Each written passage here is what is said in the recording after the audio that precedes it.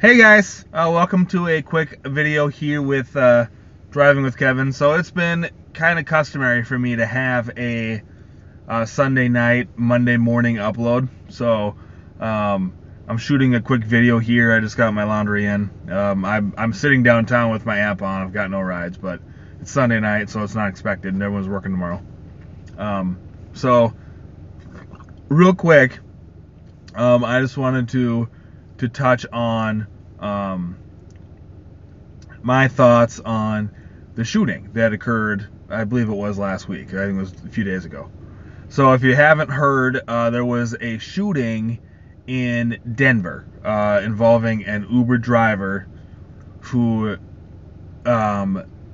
shot his passenger, and his passenger ended up dying shortly after. Details are really, really sketchy. They're really, really thin. They haven't really released a lot of information. But it sounds like there was some sort of argument, some sort of disagreement, and the driver chose to shoot the passenger to fix the disagreement. So obviously this driver was somebody that probably shouldn't have been on the platform to start with. And Uber has had a pretty big problem with drivers having sketchy backgrounds, and I don't know what the deal is with Uber. Maybe their background checks aren't thorough enough. Maybe I don't know. I've told people this before. I signed up for Lyft before I signed up for Uber. I think I signed up the same day, but I signed up for Lyft first. Uber, I was on the Uber platform and live 3 days after I signed up. And it took me 6 months to get approved on Lyft. I don't know if that was a product of Lyft doing a more thorough background check, or if that's just because they were backlogged. I have no idea. All I know is it took 6 months. I would like to think it's because Lyft has a more thorough background check. And it never fails. Every time there's an incident in the rideshare industry, it's always involving Uber. It's never Lyft. It's always Uber. You know, I mean, we found out an Uber driver took the Parkland High School shooter to the school. You know, we find out, you know, that and it seems like anytime there's a major event, Uber was involved somehow.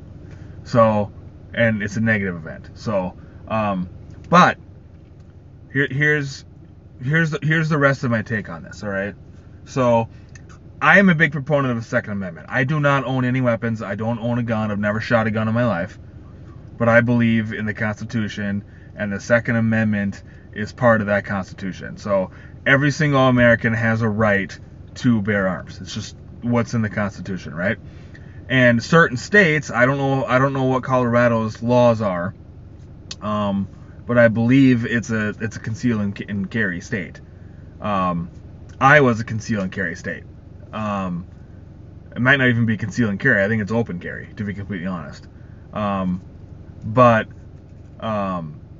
regardless of what your state's individual rules are, as far as carrying a gun on your person, it is written in Uber and Lyft's terms of service that you are not allowed to have a gun with you in your vehicle. You're not allowed to. I know drivers do it, but they don't have it where it's easy to access. Maybe they have it where they have to dig it out from somewhere. Okay. I've seen some Uber drivers who have a gun under their steering wheel.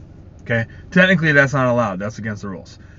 Glove box. Technically, that's against the rules. Technically, you can't have a gun anywhere in your car. That's what Uber and Lyft's rules are. So, he is violating terms of service by having a gun in his car. He claims that the passenger assaulted him, but no details have come out. Obviously, we may never know because the passenger's dead. But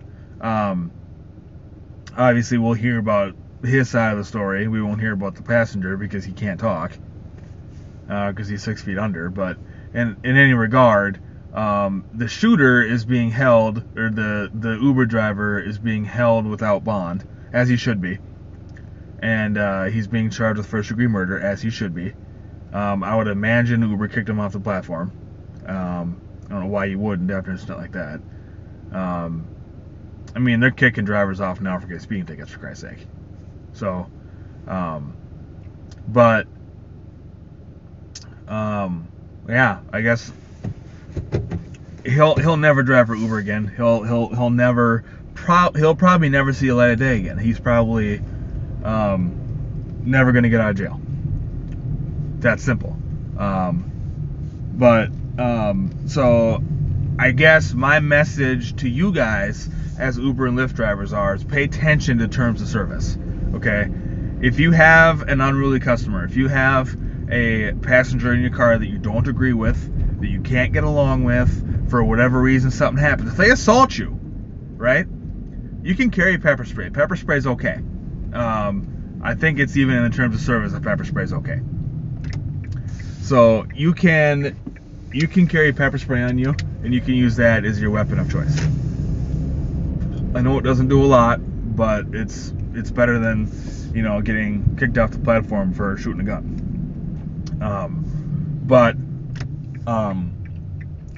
Terms of service say no weapons. Don't have a freaking weapon in your car. If you have a passenger that you don't get along with, or for whatever reason you need to get them out of your car and the ride, kick them out. Okay, if you're in the middle of the interstate like this guy was, pull off on the next exit. Don't leave them on the side of the road. Drop them off in a safe place. But leave them off on the, leave them at a gas station or at a hotel or, a retail store, something. But, it is within your rights to kick that customer out if you feel the need to kick them out. Don't kick them out because you don't agree with them, but kick, if there's an incident that occurs or something is getting heated or something's getting a little overly, I don't really know how to word it, but drivers have rights, and drivers have the right to kick somebody out of the car that they want to kick out. You can refuse service to anybody. You could stop a ride at any time for any reason. So in this situation, that should have happened. There's no reason why you end a ride by pulling out a gun and shooting a guy. You don't do that. So again, it's more negative press for Uber. It makes Uber look less safe. It just, like I said, every time there's an incident, it's always Uber. It's never Lyft.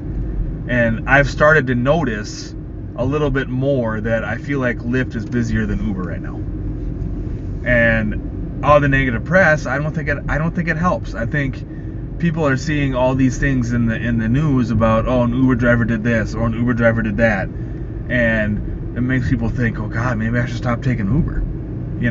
And perfect example. Okay, this week I haven't driven much. I've been online almost every day, minus the weekend, of course.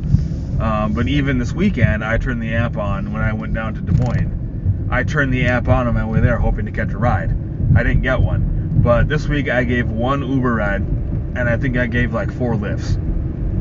And that's abnormal, because usually it's more Uber than Lyft. So the negative press, I think, is going to hurt Uber in the long run. So Uber needs to figure their shit out. But again, in this situation, this driver was wrong. And judging by, the fact that he had a gun in his car and he pulled it on somebody, he probably shouldn't have been driving to start with. But this video is longer than I wanted it to be. So I'm going to go ahead and end it now. I will try to have another video here in the next couple days. I got a few ideas of videos I want to shoot, but I'm not entirely sure how to do it or when exactly to talk about them. But I will have more videos this week. I will definitely have a live stream next weekend. I'll try to have one during the week if I can. Outside of that, Uber and Lyft on. Be safe out there, and I'll see you guys in the next video. Like, subscribe, comment, share, do all the other good stuff. Let's get this channel bigger. Let's get it moving. And yeah, peace.